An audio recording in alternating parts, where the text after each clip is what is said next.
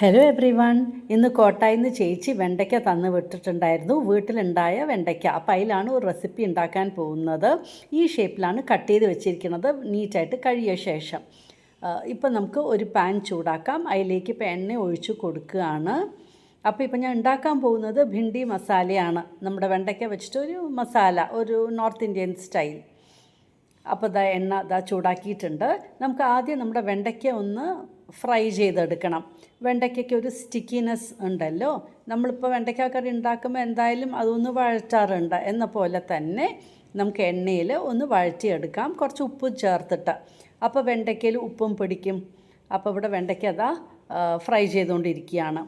ഇനി ഞാൻ ഒരു പേസ്റ്റ് തയ്യാറാക്കുകയാണ്. അതിലേക്ക് ഒരു 1/4 ടീസ്പൂൺ ടേമറിക് പൗഡർ, ഒരു 3/4 ടീസ്പൂൺ ചില്ലി പൗഡർ. എരിവ് നമുക്ക് എരിവിനനുസരിച്ചിട്ട് ആഡ് ചെയ്യാം. പിന്നെ ഒരു 1.5 ടീസ്പൂൺ കൊറിയാൻഡർ പൗഡർ, ഒരു 1/4 ടീസ്പൂൺ ഗരം മസാല, ഒരു 1/2 ടീസ്പൂൺ പെപ്പർ പൗഡർ. ഇതെല്ലാം കുറച്ച് വെള്ളം ചേർത്തിട്ടാണ് ഞാൻ മിക്സ് ചെയ്യുന്നത്. അപ്പോൾ നല്ലൊരു പേസ്റ്റാക്കി എടുക്കുകയാണ്.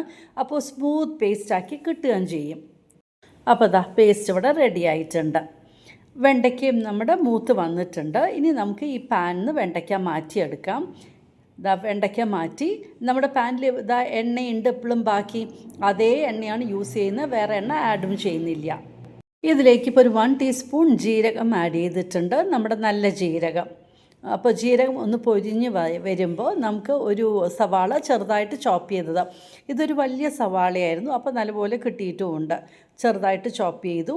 ഇതിലേക്ക് ഒരു 1 ചില്ലി, ഗ്രീൻ ചില്ലി വേണമെങ്കിൽ 2-3 ആഡ് ചെയ്യാം. ഞാൻ ഒന്നേ ആഡ് ചെയ്തിട്ടുള്ളൂ. നന്നായിട്ട് നമുക്കൊന്ന് വഴറ്റി കൊടുക്കണം. അപ്പോൾ ഇതൊന്ന് സോഫ്റ്റായിട്ട് വന്നാൽ മതി. ഇനിയിപ്പോൾ ജിഞ്ചർ ഗാർലിക് പേസ്റ്റ് അതൊരു 1 ടേബിൾ സ്പൂൺ ആഡ് ചെയ്യുന്നുണ്ട്. ഇത് ഞാൻ ഉണ്ടാക്കിയ ജിഞ്ചർ ഗാർലിക് പേസ്റ്റാണ്, ഞാൻ ഷോർട്സിൽ ഇട്ടിട്ടുണ്ടായിരുന്നു. അപ്പോൾ നമുക്ക് നല്ല യൂസ്ഫുള്ളാണ് ഇങ്ങനെ റെഡിയാക്കി വെച്ചിട്ടുണ്ടെങ്കിൽ. അപ്പോൾ അതിൻ്റെയും പച്ചമണയ്ക്ക് പോയി. ഇനിയിപ്പോൾ നമുക്കിതാ നമ്മുടെ പേസ്റ്റ് ആഡ് ചെയ്ത് കൊടുക്കാം. ഇപ്പോൾ വെള്ളത്തിലിങ്ങനെ ചേർത്ത് ആഡ് ചെയ്യുമ്പോൾ നമ്മുടെ പൊടികൾ കരിഞ്ഞും പോവില്ല. നമുക്ക് സ്മൂത്തായിട്ട് ഇതിനെ വഴറ്റിയെടുക്കാനും പറ്റും. അപ്പോൾ വീണ്ടും നന്നായിട്ട് വഴറ്റി കൊടുക്കാം, അതിൻ്റെ ഒരു പച്ച മണമൊക്കെ പോകുന്നവരെ. പിന്നെ ഞാൻ 2 ടൊമാറ്റോ എടുത്തിട്ട് പ്യൂരി ചെയ്തിട്ടുണ്ടായിരുന്നു.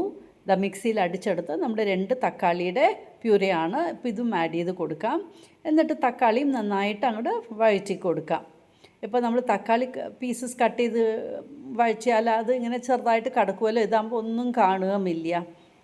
ഇനിയിപ്പോൾ വേറൊരു പേസ്റ്റ് തയ്യാറാക്കുന്നുണ്ട്. അതിനിപ്പോൾ ഒരു 1 ടേബിൾ സ്പൂൺ കടലമാവും ഒരു 3 ടേബിൾ സ്പൂൺ തൈരും ചേർത്തിട്ട് നന്നായിട്ട് അങ്ങോട്ട് മിക്സ് ചെയ്ത് എടുക്കുകയാണ്. ഇനിയിപ്പോൾ ഈ മിക്സ്ചറാണ് നമ്മുടെ കറിയിലേക്ക് ഞാൻ ആഡ് ചെയ്യാൻ പോകുന്നത്. ഇപ്പോൾ നന്നായി മിക്സ് ചെയ്തിട്ടുണ്ട്. നമ്മുടെ കറിയിലേക്ക് ഇപ്പോൾ ആഡ് ചെയ്ത് കൊടുക്കാം. എന്നിട്ട് ഇതിൽ തന്നെ പാകത്തിന് വെള്ളവും ചേർത്ത ശേഷം നമുക്ക് ആഡും ചെയ്ത് കൊടുക്കാം. അപ്പോൾ തൈരും കടലമാവും ആഡ് ചെയ്ത ശേഷം നന്നായിട്ടൊന്ന് ഇളക്കി കൊടുക്കുകയാണ്. ഇനി നമുക്ക് വെള്ളം, ആ തൈര് കലക്കിയ പാത്രത്തിൽ തന്നെ വെള്ളവും ആഡ് ചെയ്ത് കൊടുത്തു. ഉപ്പ് ഇനിയിപ്പോൾ എന്തായാലും നമ്മൾ ആഡ് ചെയ്തിട്ടില്ല, അപ്പോൾ ഉപ്പും ആഡ് ചെയ്ത് കൊടുക്കണം. ഇനി ഇപ്പോൾ ഉപ്പ് ആഡ് ചെയ്ത് കൊടുക്കുകയാണ്. അപ്പോൾ ഇതൊന്ന് നന്നായിട്ട് ഇനി ബോയിലായിട്ട് വരണം. ഇനി നമുക്ക് കസൂരി മേത്തി ഒരു 1 ടീസ്പൂൺ എടുത്തതാണ്, അതും ആഡ് ചെയ്ത് കൊടുക്കാം. എന്നിട്ട് വീണ്ടും നന്നായിട്ട് മിക്സ് ചെയ്ത ശേഷം നമ്മൾ വറുത്ത് വെച്ചിരിക്കുന്ന നമ്മുടെ വെണ്ടയ്ക്ക ഇതിലേക്ക് ആഡ് ചെയ്തിട്ട് കൊടുക്കാം. ഇപ്പോൾ വെണ്ടയ്ക്കയുടെ സ്റ്റിക്കിനെസ്സൊക്കെ പോയിട്ടുണ്ട്, നന്നായി മൂത്തും വന്നിട്ടുണ്ട്. നമ്മൾ ഉപ്പും ആഡ് ചെയ്തിട്ടുണ്ട്.